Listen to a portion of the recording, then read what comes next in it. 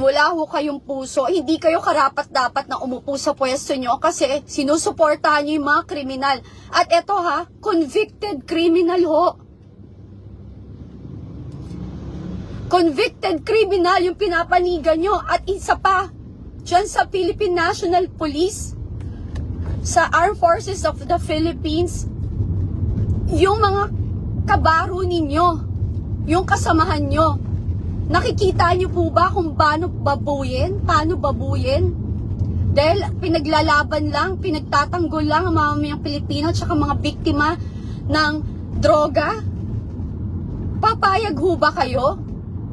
Nagbabuyin na naman ang pangalan ng Philippine National Police at saka Armed at Military, Navy, everybody. Nang iilan dyan na